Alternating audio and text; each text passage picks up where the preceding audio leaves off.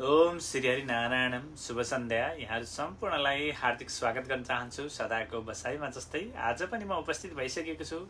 यहाँकै श्रव्य दृश्यको सहयात्री नारायण भण्डारी र यहाँकै कथावाचक शीर्षस्थानी माताको शीर्षस्थानी व्रत कथा माघ महात्म्य लिएर विगत 13 दिनदेखि उपस्थित भइरहेका छौँ। हामी यहाँहरूको गरिमामय उपस्थितिको पनि हामी कामना गरिरहेका हुन्छौँ र यहाँहरूको उपस्थितिलाई हामी एकदमै उच्च मूल्याङ्कन पनि गरिरहेका छौँ। हजुरहरू बिनाको कार्यक्रम कहिल्यै पनि सफल हुँदैन। त्यसैले गर्दाखेरि यहाँहरूको उपस्थितिलाई हामी एकदमै उच्च मूल्याङ्कन गर्नेछौँ र हजुरहरूलाई उच्च स्थान पनि दिनेछौँ। धेरैजना हाम्रा आदरणीय दर्शकहरूले हाम्रो कथा आउनु अगाडि नै आएर फेसबुकमा आएर बसिसक्नु भएको हुन्छ। अब कथा आउँछ, कथालाई कुनै पनि पाठ छोड्नु हुँदैन, कुनै पनि भाग, कुनै पनि अंश, कुनै पनि अध्याय छोड्नु हुँदैन भनेर एकदमै मनमा दृढ निश्चय लिएर सपरिवारका साथमा बसेर कथा श्रवण गर्नुहुन्छ। हजुरहरू सम्पूर्ण पुण्य आत्माहरूलाई म नमन गर्न चाहन्छु। हजुरहरूको यो साथ सपोर्ट र यहाँहरूको गुण हामी कहिल्यै पनि भुल्ने छैनौँ। त्यसैले आज पनि म यहाँहरूलाई ढिलो नगरिकन कार्यक्रममा यहाँहरूको उपस्थिति अवश्य हुनेछ भन्ने आशा गर्दै म कार्यक्रमलाई अगाडि बढाउने अनुमति पनि चाहन्छु र आज पनि म सिधै यहाँहरूलाई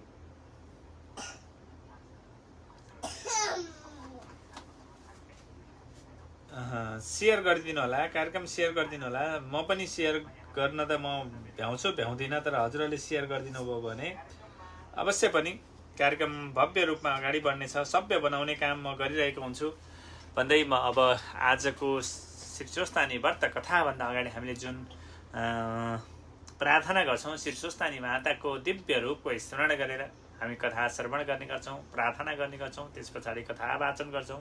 यहाँहरूले श्रवण गर्नुहुन्छ, सो कुरालाई आज पनि हामी निरन्तरता दिँदै यहाँहरूलाई पुनः म एकपटक शिर निहुर्याएर नमन गर्न चाहन्छु। हजुरहरू सम्पूर्णको उपस्थिति गरिमामय उपस्थिति हुनेछ र आज म यहाँलाई के पनि भन्न चाहन्छु भने हरेकजनाको नामको अगाडि माथिपट्टि टुप्पी झुन्डिएको होस्। मैले हिजो देखाएको थिएँ हजुरहरूलाई, मेरो जस्तै टुप्पी झुन्डिएको होस्, अथवा यहाँहरूको सबैजनाको अगाडिपट्टि सेयरर भन्ने देखियोस् है त। ल है त, यो कामना गर्दै म अब शीर्षस्थानी माताको प्रार्थना गर्न गइरहेको छु। हजुरहरूले पनि हातमा पुष्पाञ्जली जोडेर, पुष्प लिएर अञ्जली जोडेर, अथवा पुष्प छैन भने पनि खाली हात पनि अञ्जली जोडेर उनै परमात्मा शीर्षस्थानी मातालाई स्मरण गरेर एकचित्त भई एकाग्र भई एकचित्त भई मनले स्मरण गर्दै उहाँको स्तुति गर्नुहोला। म श्लोकहरू वाचन गर्छु।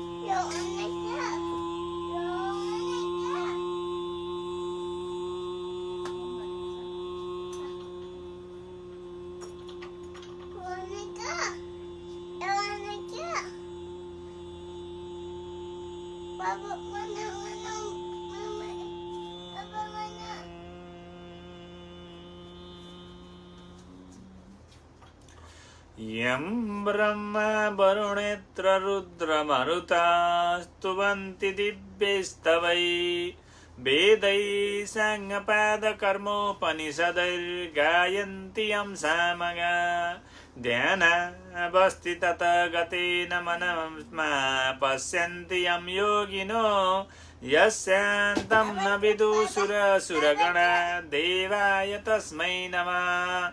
श्रीमश्चन्दन चरचितो जलवपो शुक्लम्बरा मल्लिका मालालङ्कृत कुण्डला पर्विलसन् मुक्तावली शोभिता सर्वज्ञान निधान पुस्तकधरा रुद्राक्षमालाधरा वाग्देवी वदनाम्बुजे वसतु मे तरलोकमाता चिरम् मुखं करोति वाचालं पङ्गुं लङ्घयते गिरिं यत्कृपातमहं वन्दे परमानन्दमाधवम्। नमो भगवते तस्मै व्यासाय मिततेजसे यस्य प्रसादाख्यामि नारायण कथामिमां नारायणं नमस्कृत्यं नरं चैव नरोत्तमं देवीं सरस्वतीं व्यासं ततो जयमुदीरयेत्। ओम श्री स्वस्थानी माताको जय। अब हामीले शीर्षस्थानी माताको प्रार्थना गरिसकेका छौँ र अब हामी सिधै कथातिर प्रवेश गर्न चाहन्छौँ। यहाँहरू सम्पूर्णले सेयर गरिदिनु होला भन्ने मैले अनुरोध गरिसकेको छु। र हिजोको कथा अथवा 13औं अध्यायमा हामीले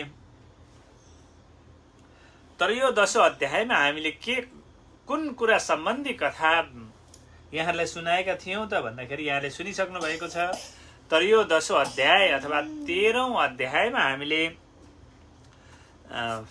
महादेव, त्रैलोक्यनाथ महादेव भगवान र हिमालय सुता पार्वतीको विवाह भएको कथा सुनाएका थियौँ। विवाह अति रमझमका साथ एकदमै हर्षोल्लासपूर्ण वातावरणमा विवाह भएको थियो। विवाह भइसकेपछि विवाहको जन्तीको क्रम बेहुलाको घरदेखि बेहुलीको घरसम्मै निरन्तर रूपमा चलिरहेको थियो। जन्ती आइरहेका थिए, घरमा सकिसकेका थिएनन्, यता कोही आइसकेका थिए। त्यसरी विवाहको जन्तीको क्रम चलिरहेको थियो। भव्य रूपमा विवाह सम्पन्न भइसकेपछि पुनः दाइजोहरू लिएर आफ्नो सम्पूर्ण ससुराली बन्धुहरू र ससुराबुवा र अन्तिममा सासु आमासँग पनि बिदा लिएर एकदमै रोएर बिदा भएको कुरा हामीले कथामा सुनाएका थियौँ। त्यस पछाडि फेरि हिमालय पर्वतले आफ्नो छोरालाई पठाएर छोरीको बिहे गरेर दिएको, यत्रो दिन भइसक्यो छोरा, छोरी ज्वाइँको के हाल खबर छ गएर डाकेर ल्याऊ भनेर हिमालय पर्वतका पुत्र गएर आफ्ना दिदी भिनाजुलाई अथवा बहिनी ज्वाइँलाई लिएर आउनुभएको कथासम्म हामीले त्यहाँसम्म सुनाएका थियौँ। र अब आजको कथा अगाडि बढ्छ, 14औं अध्यायबाट अगाडि बढ्छ। हजुरहरूको उपस्थिति बढ्दै गइरहेको छ, अझै बढाइदिनु होला, सबैले सेयर गरिदिनु होला। सबैले सेयर गरेपछि अवश्य पनि हाम्रा भक्तजनहरू आउनुहुनेछ र हजुरहरूका कमेन्टहरू मैले अन्तिममा वाचन गर्ने नै छु। यता र अहिले भने म कथातर्फ लाग्दैछु। हजुरहरू एकचित्त भएर एकाग्र मन गरेर कथा श्रवण गर्नुहोला। यदि हजुरहरू कोही पनि काम गर्दै कथा श्रवण गर्दै हुनुहुन्छ भने पनि अलिकति मन कथातिर लगाइदिनु होला भन्दै म आजको 14औं अध्याय अथवा 14औं अध्याय 14औं अध्याय सुरु गर्ने अनुमति चाहन्छु। हाम्रो आदरणीय गुरुलाई मैले देखिरहेको छु। आदरणीय गुरु ज्ञानचन्द्र उपाध्याय गुरुको चरण कमलमा साष्टाङ्ग दण्डवत गर्दै म कथा अगाडि बढाउने अनुमति चाहन्छु। अथ 14औं अध्याय। आज 14औं अध्यायमा छौँ हामी। हजुरहरूले कथा श्रवण गर्नुहोला। म कथालाई अगाडि बढाउने अनुमति चाहन्छु। कुमारजी आज्ञा गर्नुहुन्छ, हे अगच्छ मुनि। त्यति भएपछि अघोर काल रात्रिले चारै दिशा ढाक्यो। केवल शिवको शयन कक्षलाई खोपी पनि भन्छौँ हामी, अथवा कोठालाई खोपी पनि भन्छौँ। रत्न र हिमालयका जडीबुटी र नागमणी आदिको प्रकाशले झलमल्ल प्रकाशित छ। चाँदी जस्ता श्वेत शिवजी र नीलकमल समान मेघ वर्णकी पार्वती, दुई कालो र सेतोको मधुर मिलन, उर्लदो यौवन, बढ्दो माया प्रीति, उत्तम र रसपूर्ण समागम, दुवै आनन्दमा निमग्न भइरहेका थिए। विवाहभरि भन्नाले रात्रिले ब्रह्माजीको आज्ञा सम्झिन्। अब मौका ठिक छ भन्ने मनमा गुनेर आफ्नो तम भन्नाले रात्रिको तम के हुन्छ भन्दा अँध्यारो बनाउनुहुन्छ। अन्धकारको प्रभाव भगवान शिव र पार्वतीको चित्तमा पारिन्। अब शेष के रह्यो, त्यो रात्रि रूपी विवाहभरिको चरित्र वा कर्तव्य हो भन्ने शिवजी र पार्वतीलाई ज्ञात हुन सकेन। शिवजीले प्रियतमा पार्वतीसित प्रेमपूर्वक नै आज्ञा भयो, हे पार्वती, तिमी यो घोर निशा जस्ती काली र स्फटिक जस्तो गोरो तिमी मेरो अङ्गमा टाँसिँदा सेतो चन्दन वृक्षको फेदमा भेरिएकी काली नागिनी जस्तै देखिन्छौ। चन्द्रमा र सूर्यका किरणको सम्पर्कले गर्दा शुक्ल र कृष्ण पक्षमा छुट्टिएका रात्रि जस्तै तिमी अनि म अँध्यारोमा स्पष्ट देखिने उज्यालो हो कि होइन। शिवजीले यति कुरा मुखबाट निकाल्नु मात्र भएको थियो। एक्कासी पार्वती क्रोधले राता राता नेत्र पार्दै आँखी भुइँ जोड्दै मुख बाङ्गो पारेर भन्न लाग्नुभयो, हे स्वामी, म सर्प जस्ती कुटिल बाङ्गी, कुटिल भन्नाले बाङ्गो भन्ने बुझिन्छ है, बाङ्गी पनि छैन र विषालु पनि होइन। मैले कति कष्टपूर्वक तपस्या व्रत नियम पालन गरेर अनेक दुःख खपेर हजुरका साथमा हुन पाऊँ भनी विपत्ति सहे, तर आज मेरो यस्तो घोर अपमान। संसारमा कुनै पनि व्यक्ति आफ्नो मूर्खतातिर हेर्दैन, हजुर आफूतिर हेर्नुहोस्। हजुरको शिरमा बाङ्गो चन्द्रमा छ, त्यसै कारण हजुरको बुद्धि पनि बाङ्गिँदै गएको छ। ल हेर्नुहोस् त, भर्खर बिहे भएकी श्रीमतीले भनिदिइहाल्नुभयो पार्वती माताले, बाङ्गो चन्द्रमा छ त्यसैले हजुरको बुद्धि पनि बाङ्गो छ, त्यसै कारण हजुरको बुद्धि बाङ्गिँदै गएको छ। घाँटीको कालकोट विष र गहना भनेर शरीरभरि जताततै बेरिएर सर्पको स्पर्श र संसर्गले आफै विषमय हुनुभएको छ। म पुषाको दाँत होइन र भगवानको नेत्र तथा दुर्वासका दार्ही पनि छैन। म को हुँ भन्ने कुरा केवल सूर्यनारायणले जान्नुहुन्छ। हजुर स्वयं महाकाल हुनुहुन्छ भन्ने कुरा नजान्ने र नसुन्ने कोही छैनन्। मलाई काली भनेर अपेक्षा गर्न हजुरलाई अलिकति पनि लाज तथा सङ्कोच लाग्दैन। ल हेर्नुहोस् त, अहिले हामी सबै आफ्नो श्रीमतीहरूलाई काली काली भन्दै बोलाउँछौँ। काली भन्यो नि श्रीमतीहरूलाई रिस उठ्दो रहेछ भन्ने कुरो यहाँ माता पार्वतीको कथनबाट पनि बुझ्नुपर्छ है। सङ्कोच पनि लाग्दैन। हजुरको अनावश्यक अपेक्षाले गर्दा मेरो शिरमा सुल उठेर पीडा दिइरहेको छ। यस किसिमको धूर्ततापूर्ण अवमानमा सुनेर अब बाँचिरहने कुनै पनि प्रयोजन रहेन। ल हेर्नुहोस् त, छोरी मान्छेहरूको फेरि माता पार्वतीको त यस्तो हुन्थ्यो नि, हाम्रो माताहरूको नहुने कुरै भएन होइन। यो छोरी मान्छेको रिस भनेको टुप्पीमा हुन्छ है, जिब्रोको टुप्पामा हुन्छ भन्नुहुन्थ्यो बाबु बाजेहरूले, त्यस्तै चालै भइरह्यो है। यस किसिमको धूर्तापूर्ण अवमानमा सुनेर अब बाँचिरहने कुनै प्रयोजन रहेन। अब मैले यो कैलाशपुरी पनि त्यागेँ, तपस्या गर्न गइहालेँ। यस्तो पार्वतीको क्रोधले भरिएको तीखो बाणी सुनेर महादेव निकै आत्तिनु भयो र तत्काल संयम भएर प्रेमपूर्वक नम्र बाणीमा भन्नुभयो, हे हिमालय सुता पार्वती, तिमीले मेरो कथनको तात्पर्य किन नबुझे कि? तिम्रा पिता पर्वत भएर पनि कति प्रसन्न चित्त हँसिलो हुनुहुन्छ। त्यस्ता व्यक्तिकी छोरी तिमी पो ढुङ्गा जस्ती हुन गयौ। मैले ठट्टा गरेर प्रेमले पो तिमीलाई काली भनेको।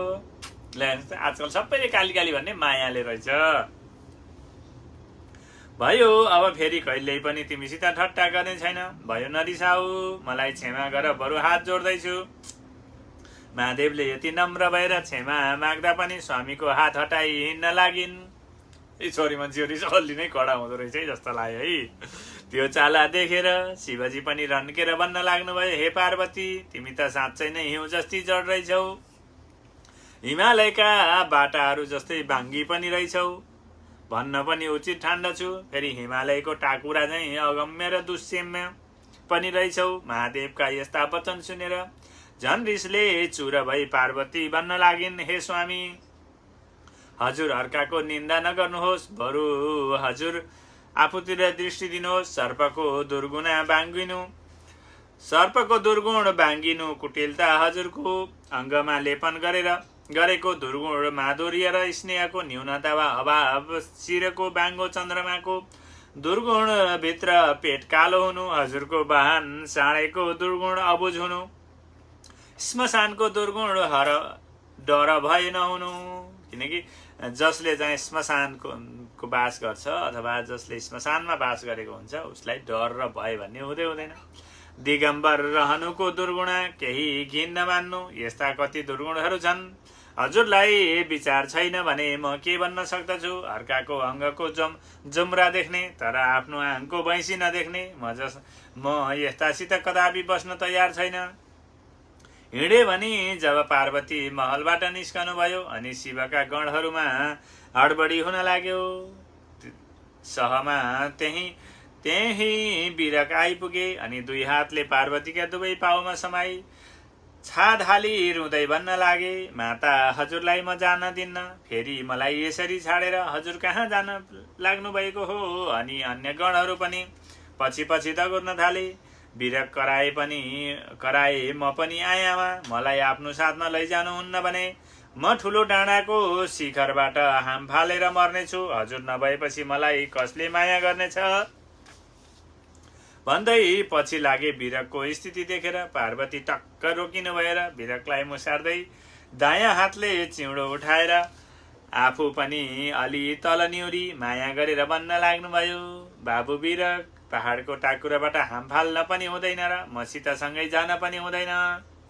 सुन, म किन जान लागेकी भने तिम्रा बाबाले मलाई काली भनेर अपमान वा हेला गर्नुभयो। अत अब म तपस्या गरेर गोरी राम्री भएर आउनेछु, अवश्य फर्कन्छु। म यहाँ नभएको मौका पाएर हिमालयकी एउटी कुनै गोरी भोटेनी घरमा ल्याउनु होला। तिम्रा बाबाको मलाई भर लाग्दैन, मेरो राजा। अत तिमी यहाँ सावधान भएर चियो पहरा गरेर बस। म फर्केर नआएसम्म कुनै पनि स्वास्नी मानिसलाई महलभित्र बाबा नेर जान नदिनु। शङ्का पनि फेरि त्यत्रै हुन्छ है यो छोरी मान्छे जातलाई। बाबा नेर जान नदिनु। कोही स्वास्नी मानिस भित्र पसी भने मलाई तत्काल सूचना दिइहाल, अनि म त्यसको उपाय म स्वयं गर्नेछु।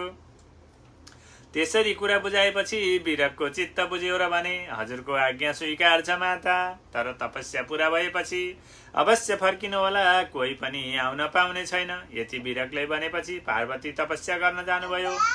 तपस्या गर्न जाँदा बाटोमा पार्वतीको कुसुमा मोदिनी देवीसित भेट भयो। ती कुसुमा मोदिनीले पार्वतीलाई अङ्कमाल गरेर मिठो स्वरमा सोधिन्, हे पार्वती, तिमी कता र किन हिँडेकी? तिम्रो अनुहार पनि प्रसन्न देख्दिन, मुख निन्याउरो छ, घरमा के भयो? फेरि तिम्रो साथमा पनि कोही छैनन्, किन हो, के भयो? यति सुनेर पार्वतीले भन्नुभयो, देवी, तपाईँ हाम्रो माइती घरकी सम्मान्य हुनुहुन्छ। मलाई पनि तपाईँको धेरै माया लाग्दछ र मेरो पनि तपाईँलाई विशेष माया गर्नुहुन्छ। मेरो पनि तपाईँले विशेष माया गर्नुहुन्छ, अनि तपाईँसित मैले ढाँट्ने वा लुकाइ छिपाई गर्ने केही कुरा नै छैन। मेरा स्वामी शङ्करजीसित निकै ठाकठोक भनौँ कि जङ्गी भनौँ पर्न गयो। उहाँले मलाई प्रत्येक कुरामा काली, यस्ती उस्ती भनेर हेला गर्नुभयो। हे देवी, म तपस्या गर्न हिँडिरहेकी छु र अब गोरी भएर मात्र फर्कनेछु। जसरी मेरो माइली घरमा बसेर सबैको माइती हुनुपर्छ, जसरी मेरो माइती घरमा बसेर सबैको भलो गरिरहनुहुन्थ्यो, अब त्यसरी नै मेरा स्वामीको पनि हेरविचार गर्दै रहनुहोला। विशेष रूपमा अन्य कुनै पनि स्वास्नी मानिस महादेवको त्यो कैलाश भवनभित्र छिर्न नपाउन्।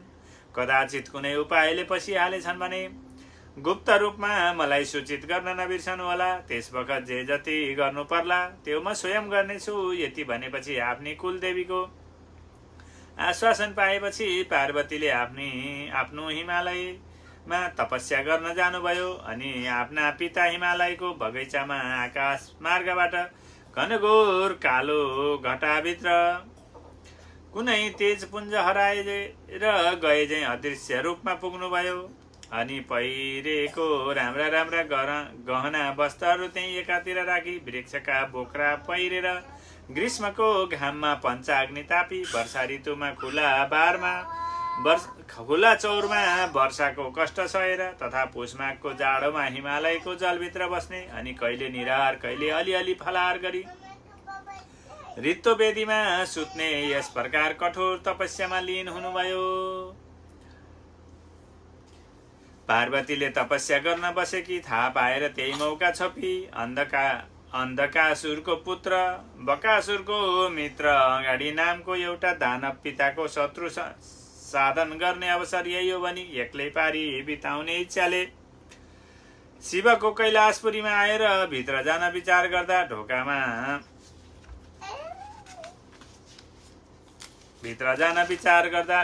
वीरकलाई देखेर टक्क अडियो, अनि आफ्नो पूर्वको कथा सम्झन लाग्यो। मेरा पिता अन्धकासुरलाई महादेवले मारेका हुन्, अब मैले पितृवधको साटो फेर्दैछु भनी ब्रह्माजीको तपस्या गरे, अनि ब्रह्माजी मेरो तपस्याले प्रसन्न भएर वरदान दिन पाल्नुभयो।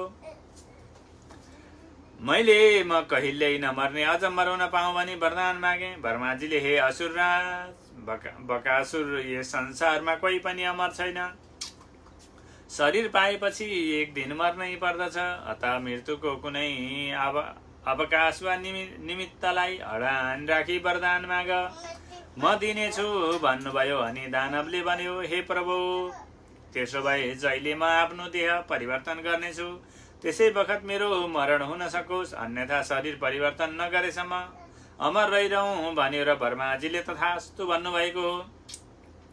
म अमर छु र पितावतको शत्रु साधन गर्न सामर्थ्य पनि छु, तर यो विरकको आँखा छलेर भित्र कसरी जाउँ भन्ने विचार गर्दा आफ्नो मृत्युको कुरा बिर्सियो।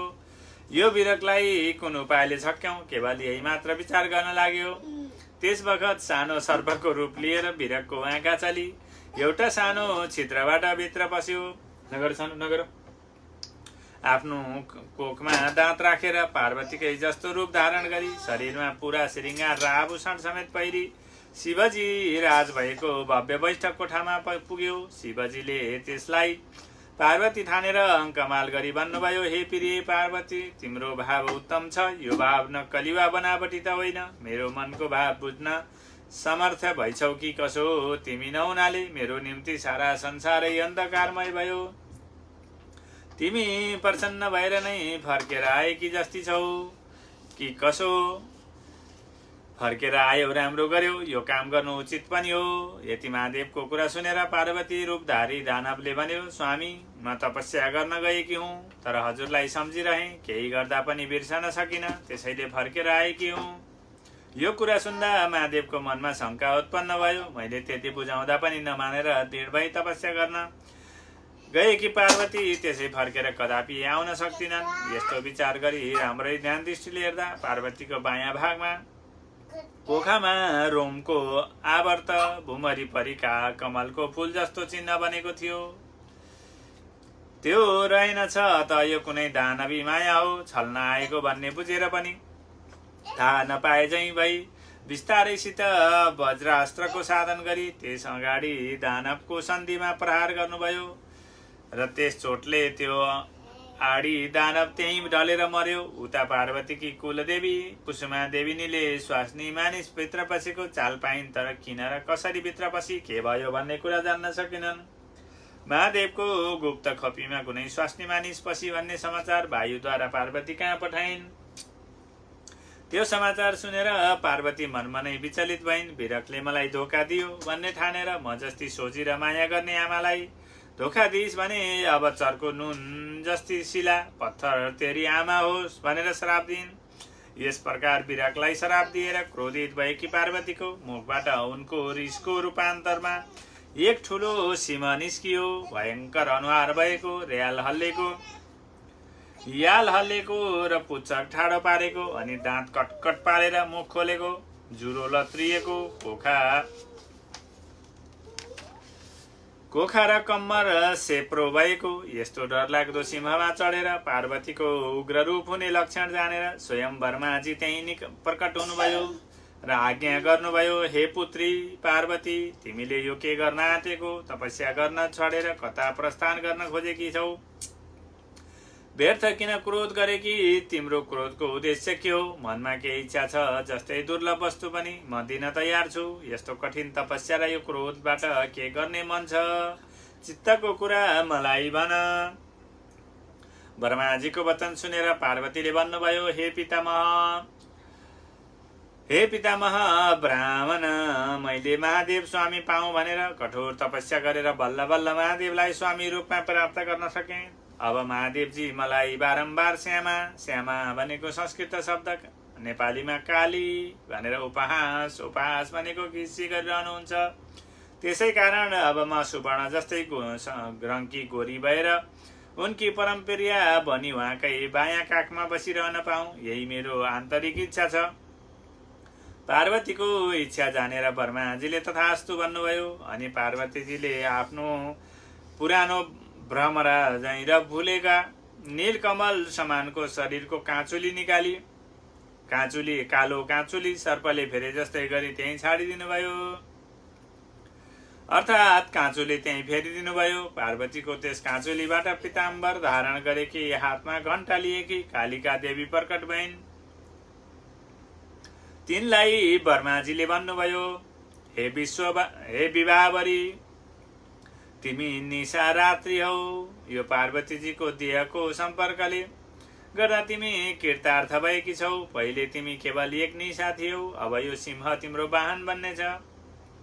तिम्रो ध्वजामा पनि यही विद्यमान रहनेछ। अब देवताहरूको कार्य सम्पन्न गर्न तिमी विन्ध्याचल गएर विन्ध्यवासिनी नामले प्रख्यात भएर बस।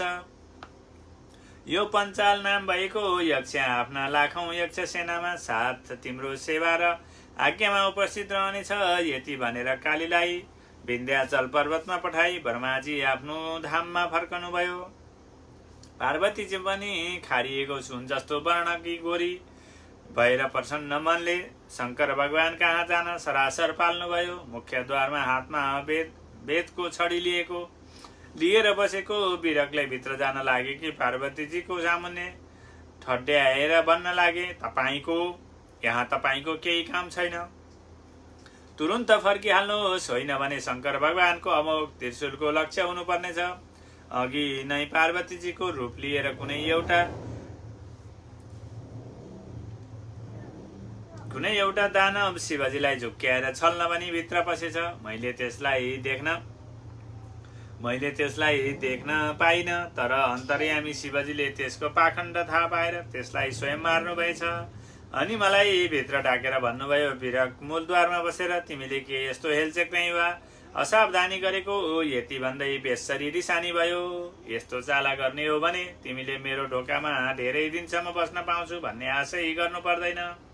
शिवजी निवास गर्ने भित्री कोठामा हाम्री माता पार्वतीजी बाहेक अन्य कोही स्त्री वा पुरुष छिर्न पाउने छैन। बिरकको यस्तो कुरा सुनेर पार्वतीजी स्वयं छक्क पर्नुभयो अनि मनमा नै विचारमा गाडिनुभयो। मलाई पहिल्यै कुनै स्त्री भनेर सूचना दिएको त त्यो स्त्री नभएर कुनै दुष्ट दानव छल गर्न आएको रहेछ। मैले रिसाएर व्यर्थमा बिरकलाई श्राप दिएछु। क्रोधले कसैको पनि बुद्धि बिगार्छ र भलो गर्दैन। यस्तो मनमा नै गुनी केही लाज माने झैं गरी बिरकसित भन्नुभयो, बाबु बिरक, म तिम्री माता पार्वती नै हो। तिमी कुनै प्रकारले पनि ब्रह्म नपर। गिरिराज हिमालयकी पुत्री भगवान शिवकी अर्धाङ्गिनी पार्वती म नै हुँ। मलाई सम्झना होला, तिमीलाई सम्झना होला। म तपस्या गरिसकेर अवश्य फर्केर आउनेछु भनेर म गएकी थिएँ। तपस्या पूर्ण भएपछि ब्रह्माजीले मलाई गोरी तुल्याइदिनु भयो।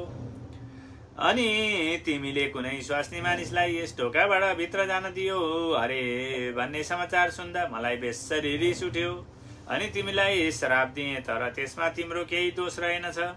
तिमी निर्दोष रहेछौ, तापनि मेरो श्राप पनि अटल र अमोघ छ। अत तिमी अब मनुष्य लोकमा शिलापुत्र भएर छिट्टै नै आउनेछौ। तिमी आफ्नो काममा सफल हुनेछौ। त्यति कुरा सुनेपछि बिरकले माता पार्वतीलाई भक्तिपूर्वक अभिवादन गरी दुवै हात जोडेर अनेक प्रकारले स्तुति प्रार्थना गरे। बिरकको प्रार्थनाले प्रसन्न भएर जगदम्बा पार्वती आफ्नो चिर आराधित प्रियपति भगवान विश्वेश्वरको भव्य भवनभित्र प्रवेश गर्नुभयो। उता तारकासुर दैत्यको कठोर एवं डरलाग्दो शासनबाट त्रस्त र व्याकुल भएका सम्पूर्ण देवताहरू शिवजीको दर्शन गर्न ठिक त्यही मौकामा उपस्थित भएका थिए। तर द्वारमा बसेका बिरकले अहिले मौका छैन, भगवान आशुतोष शिव एकान्तमा प्रियतमा पार्वतीसित राज भएको छ, फेरि कुनै मौका पारेर आउनुहोला भनी फर्काइदिए। अनेक सहस्र वर्ष बितिसके। शिवशक्तिको त्यो समागम रूप प्रचण्ड क्रीडा निरन्तर अविराम गतिले चलिरहने सुरत देवताहरू आत्तिएर कहिले शिव पार्वतीको पुत्र उत्पन्न हुने होला भनी कहिले तारकासुर दैत्यको वध गर्ने अवसर मिल्ला र कहिले हामीहरू आफ्ना लोकमा निवास गर्न पाउनेछौँ भनी हतार गरिरहेका थिए। यस कुराको राम्रो निदो गरेर छिट्टै आऊ भनी अग्निलाई पठाए। सुगाको रूप धारण गरेर सानो आँखी झ्यालको छिद्रबाट अग्नि बिस्तारै भित्र पसी त्यहाँ शिवजीलाई पार्वतीका साथ रति किडामा मग्न भइरहनु भएको स्पष्ट देखे। उता शङ्करजीले पनि सुगाको रूप लिएर आएका अग्निलाई देख्न साथ चिन्नु भएर अलि जोकिएर आज्ञा भयो, हे अग्नि, मेरो यस्तो अपूर्व आनन्दको रस बसमा तिमीले विघ्न पारिदियौ भने यसको फलस्वरूप तिमीलाई मेरो अमोघ वीर्य दिन्छु, हात थाप। अग्निले मनमा नै विचार गरे, शिवको यो अमोघ वीर्य देवताहरूको त्यत्रो दैत्य दानव रूपी कामको लागि सहस्रौं वर्षको अथक प्रयास त्यसै खेर फाल्नु अनुचित हुन जानेछ। यति विचार गरेर आफ्नो अञ्जलीमा थापे शिवजीको आग्रहपूर्वकको प्रेरणा स्वीकार गरी त्यो सबै अमोघ वीर्य पिइदिए। तर सबै देवताहरू अग्निमुख भएका हुनाले शिवको त्यो अमोघ वीर्य सबै देवताहरूका पेटमा भरिन गयो। अन्त्यमा ती सबैको पेट फोरेर शिवजीको त्यो वीर्य महादेवकै आश्रमको नगिच स्थित सरवनको बीचमा एकै स्थानमा एकत्र भएर त्यस वीर्य पुञ्जबाट एउटा दिव्य सरोवर तयार भयो। त्यो सबै थाहा पाएर पार्वतीजी स्वयं त्यहाँ आउनु भएर मनलाई नै आकर्षित पार्ने स्वच्छ निर्मल जलको सरोवर त्यसमा फले फुलेका अनेक प्रकारका कमल पुष्प पंक्षीहरूको मिठो कलरस सरोवरको वरिपरि सम्पूर्ण सुवर्णको बानकी पारेका अनेक वृक्ष र लहरा देख्नुभयो। अनि जल क्रीडाको इच्छा भएर आयो। पानीभित्र पसेर केही पौरिनु भयो र खेल्नुभयो। सबै सखी सङ्गिनीहरूसित पनि छेपछाप गर्नुभयो। त्यसपछि तटमा निस्केर वस्त्राभूषणहरू पहिरी सबै साखीहरूसित केही बेर त्यहीँ राज भयो र त्यहाँको जलपान गर्ने इच्छा गर्नुभयो। पार्वतीजीको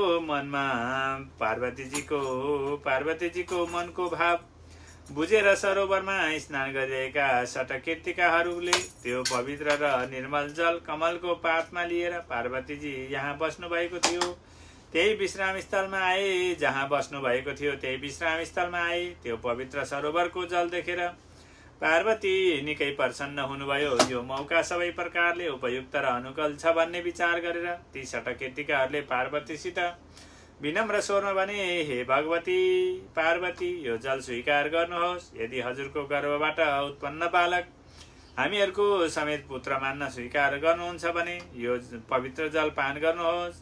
तिनीहरूको वचन सुनेर श्री पार्वतीले भन्नुभयो, हे देवी हो, मेरो गर्भबाट उत्पन्न बालक कसरी तिमीहरूको पुत्र हुन सक्दछ? पार्वतीको वचन सुनेर कीर्तिकाहरूले फेरि बिन्ती गरे, हे देवी, अवश्य हुन सक्दछ, किनभने हामीहरू आफ्ना एक एक अङ्ग प्रत्यङ्ग उत्तम रूपमा त्यस नवजात शिशुको देहमा मिलाइदिन तयार छौँ। अनि जन्मेको बालक हामीहरूको समेत पुत्र हुन के बाधा पर्ला? किन असम्भव होला? यति कीर्तिकाहरूले भनेको सुनि पार्वतीले आज्ञा भयो, उसो भए तिमीहरूको यो प्रस्ताव मलाई स्वीकार छ। अनि तिमीहरूले ल्याएको कमलको पातको जल पार्वतीलाई पिउन दिए। तिनीहरूले ल्याएको कमलको पातको जल पार्वतीलाई पिउन दिए। गिरिजाले त्यो जल पिउनुभयो। त्यो जल पार्वतीको गर्भमा पुग्न साथ एउटा दिव्य शिशुको रूपमा परिणत भयो र पार्वतीको दाहिने कोखा फोरेर अद्भुत बालक त्यही उत्पन्न भयो। त्यो देखे भर्खर जन्मेको बालकको तेजको चारै दिशा प्रकाशित भएर तेजले चारै दिशा प्रकाशित भएर झलमल्ल देखियो। त्यो श्री सूर्यनारायणको तेज हो अथवा स्वच्छ सुनको कान्ति हो भन्ने परम्परी उपस्थित सबै छक्क परेर तर्क गर्न लागे। त्यो मण्डलाकार तेजको बीचमा हेर्दा शक्तिशूल सहित शस्त्रास्त्रहरूले सुसज्जित 6वटा शिर भएका एक दिव्य कुमारको स्वच्छ मूर्ति स्पष्ट देखियो। दुष्ट प्रकृति र उल्टो विचार भएका तथा आसुरी सम्पत्तिका पक्षधर दैत्य दानवहरूलाई मारेर दैवी सम्पत्तिको पोषण गर्ने हुनाले ती नवजात शिशु कुमारको नामाङ्करण संस्कार समेत गर्ने अनुकूल अवसर देखिएकोले कुमार भन्ने नामाकरण गरी कुमार नामले विभूषित तुल्याए। यिनको जन्म चैत्र कृष्ण अमावस्याको दिन भएको थियो। जन्म हुँदा नै यिनी 2 रूपमा जन्मेका थिए। चैत्र कृष्ण पञ्चमीको दिन देवराज इन्द्रले 2 रूपको एक रूप बनाए। चैत्र शुक्ल षष्ठीका दिन स्वर्गका प्रधान सेनापति पदमा ब्रह्मा विष्णु इन्द्र सूर्य चन्द्र अग्नि वायु आदि सम्पूर्ण देवताहरूले नियुक्त गरेर प्रधान सेनापतिको पदमा विधिपूर्वक अभिषेक पनि गरिदिए। अनि खेलौना छत्र चामल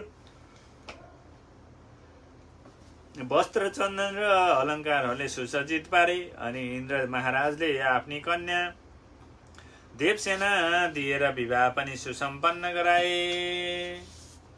अनि विष्णु भगवानले आफ्ना अमोघ शस्त्रास्त्र दिनुभयो। कुबेरले 10 लाख यक्षका सेना दिए। वायुले वाहन र अग्निले आफ्नो तेज दिए। त्वष्टाले कुखुरा दिएर स्कन्द विशाख षड्वक्त्र गाम्गेय स्वामी कार्तिकेय सटमातुर इत्यादि नामद्वारा ती कुमारको समस्त देवताहरूले स्तुति प्रार्थना गरे। अति प्रसन्न भएका कुमारले भने, हे देवता हो, मैले हजुरहरूको के काम गरिदिनु पर्यो, आज्ञा गर्नुहोस्। कुमारले यसरी सोधेको सुनेर सम्पूर्ण देवताहरूले शिर निहुराई हात जोडेर विनम्र स्वरमा भने, हे भगवान, हामी सम्पूर्ण देवताहरूको शत्रु र दुराचारी दुष्ट क्रोधी बलिया दैत्य दानवहरूको राजा बनेको त्यो तारकासुरले हामीहरूलाई असाध्य दुःख दिएको छ। अब त्यस दुष्टलाई मारी हामीहरूको उद्धार गरिदिनुहोस्। देवताहरूको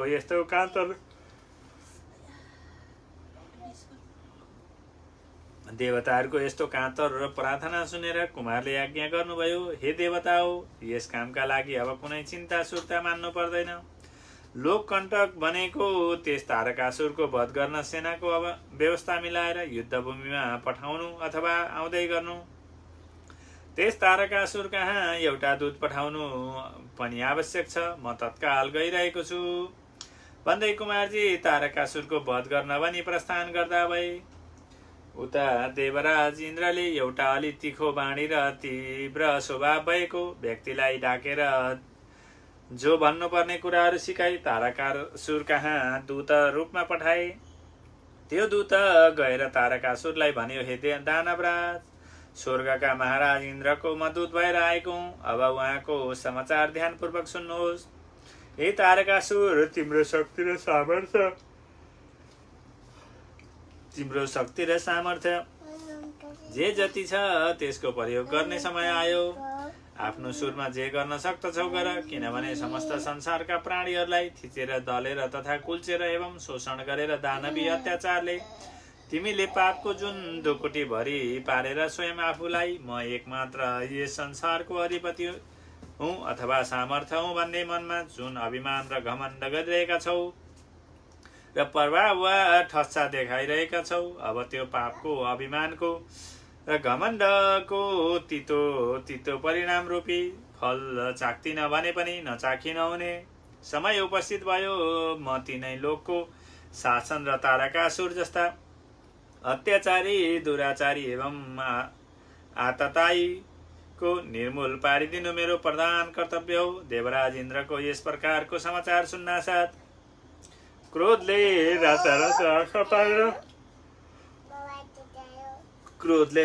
आँखा पारेर आफ्नो समाप्तिको विषयमा अलिकति पनि विचार नगरेर त्यो तारकासुर चर्को स्वरले गर्जन लाग्यो। त्यो भगुवा इन्द्रको पौरुष के कति छ भन्ने मैले पहिले पनि अनेकौं पल्ट देखाइसकेको छु।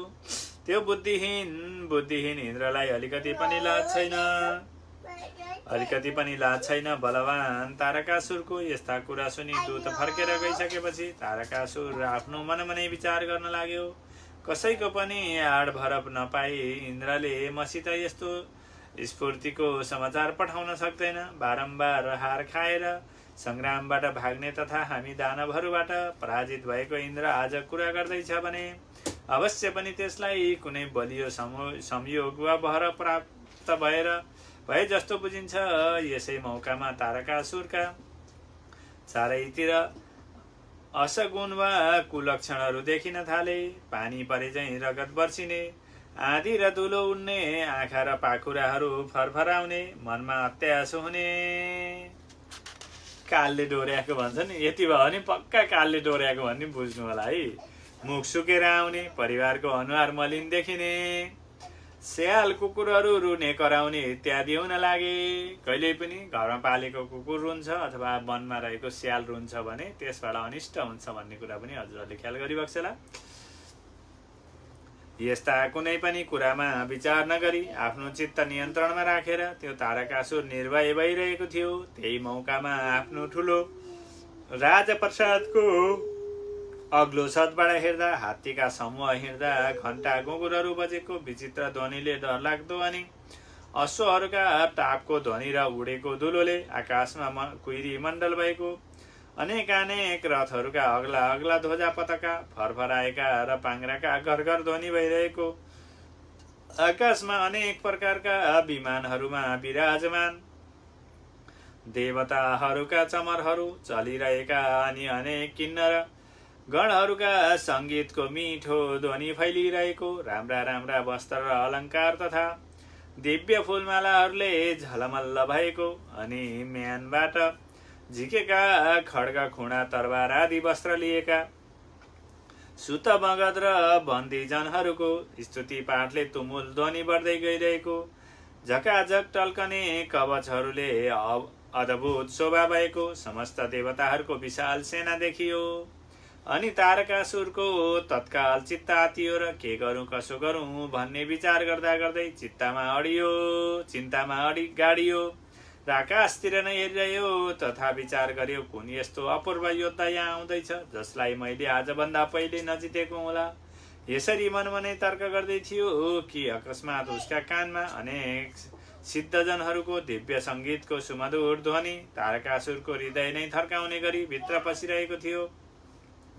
त्यसपछि देवतातर्फका सिद्ध र बन्दीजनहरूको समागमको उत्तम गाथा सुनेर तारकासुरको मनमा जसको पसिझै भयो। अनि ब्रह्माजीसित आफूले वर माग्दाको एक एक कुरा सम्झन थाल्यो।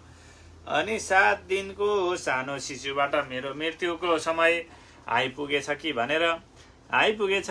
भनेर भित्रभित्रै चिन्ता आतुर र शोकाकुल हुन गई।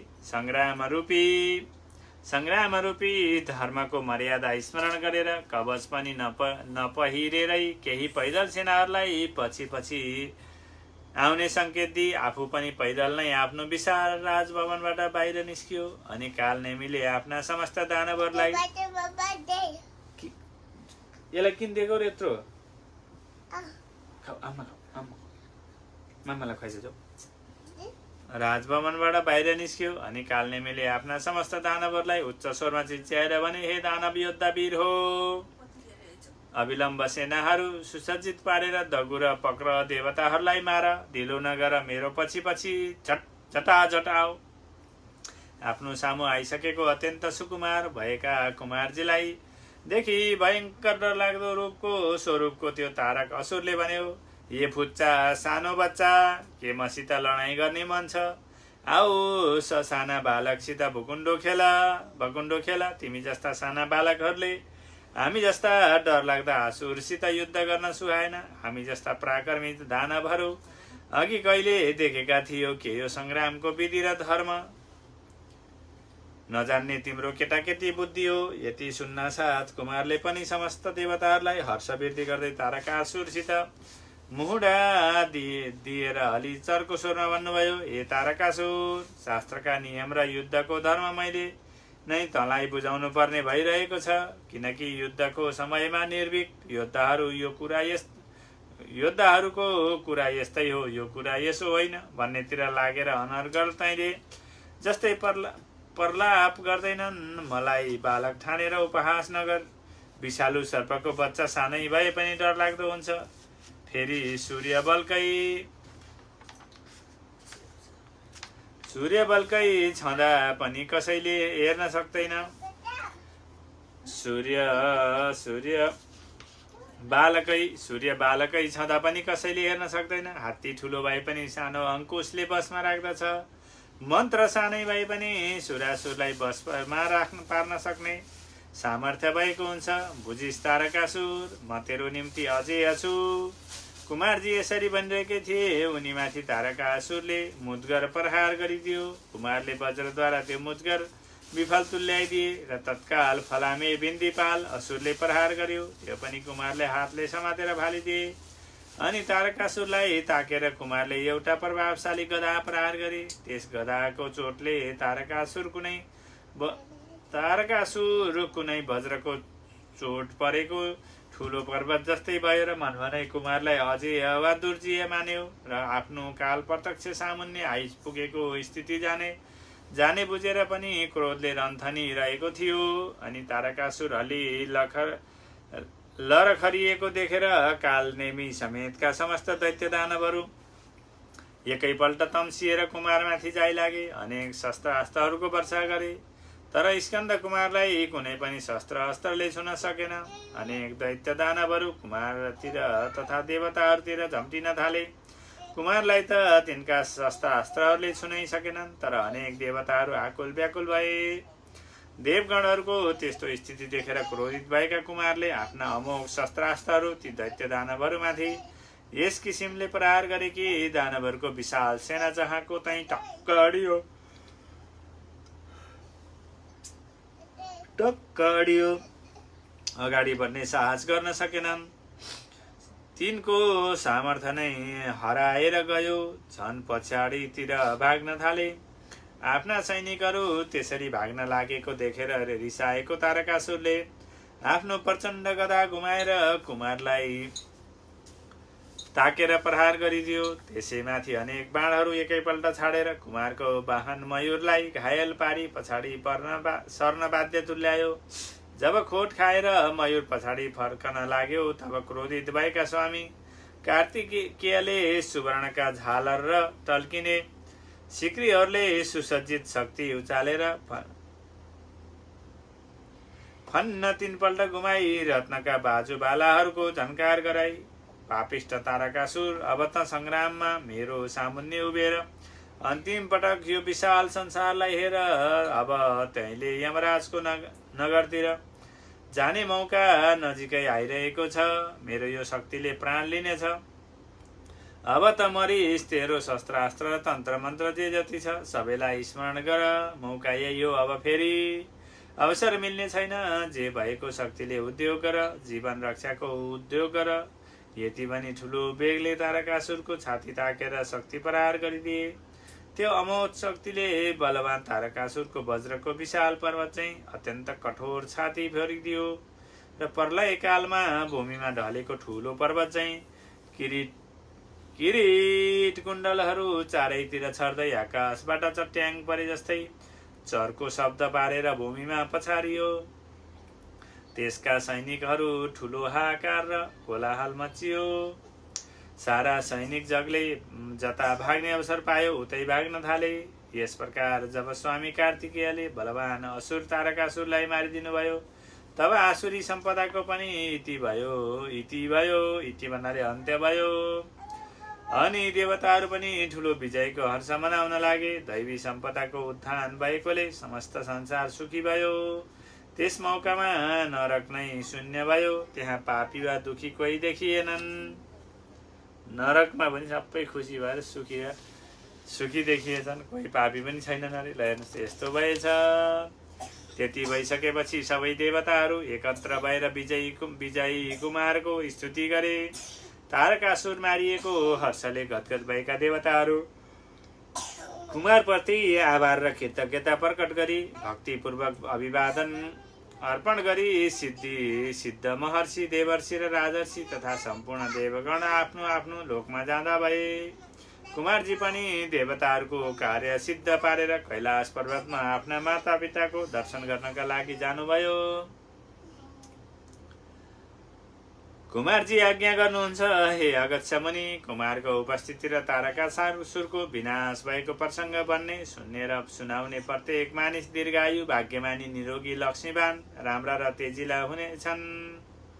तिनको बालग्रह शान्त होला, निर्भय र सुखी रहनेछ। राजकार्यमा लागेका कर्मचारीहरूले यो कथा सुन्ने इच्छित लाभहरू प्राप्त हुनेछन्। नित्य क्रिया सकेर स्नान सन्ध्या गरी यो स्वामी कार्तिकेयको चरित्र पाठ गरे शत्रुले जितेको राज्य पनि फेरि प्राप्त हुनेछ। इति श्री स्कन्द पुराणे केदारखण्डे माघमात्मे कुमार अगस्त संवादे श्री स्वस्तानी परमेश्वरीय व्रत कथायां तारकासुर पराजय वर्णनम नाम चतुर्दशो अध्याय। हरये नमः। अब पुनः हामी लाग्दैछौँ मङ्गलाचरणतर्फ। हरेक दिन कथा बनिसकेपछि कथाको अन्तिममा हामीले मङ्गलाचरण वाचन गर्ने गरेका छौँ। आज पनि यहाँहरू पुनः मङ्गलाचरण श्रवण गर्नको लागि हातमा फुल लिएर अथवा हातलाई अञ्जली जोडेर नमस्कार गरेर उनै श्री स्वस्थानीमा त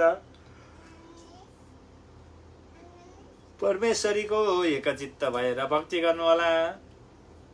उपनयतु मङ्गलम व सकल जगन मङ्गलालय श्रीमान दिनकर किरण निबोधित नवनलिन दल निवेक्षण कृष्ण काले वर्षनु पर्जन्य पृथ्वी सस्यशालिनी देशो शंसोपरोहितो ब्राह्मणा सन्तु निर्भया अपुत्रा पुत्रिणा सन्तु पुत्रिणा सन्तु पौत्रिणा निर्धना साधना सन्तु जीवन्तु शारदां शतम् तत्रैव गङ्गा यमुना च तत्र गोदावरी सिन्धु सरस्वती च सर्वाणि तीर्थानि वसन्ति तत्र यत्राच्युतद्वार कथा प्रसङ्ग या कुन्देन्दुतुषारहार धवला या शुभ्रवस्त्रावृता या वीणावरदण्डमण्डितकरा या श्वेतपद्मासना या परमाच्युतशङ्करा परुतिर्देवैः सदा वन्दिता सा मां पातु सरस्वती भगवती निशेषजाड्यपः।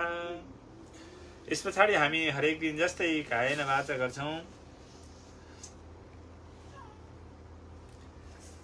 कायेन वाचा मनसिन्धेर्वा बुद्ध्यात्मा मनस्वासनो श्रितेषु भावत् करोमि यद्यत् सकल परस्मै नारायणायति समर्पयेत्। हे नारायण भगवान, हजुरलाई हाम्रो यो सम्पूर्ण कार्य समर्पण गर्दैछ।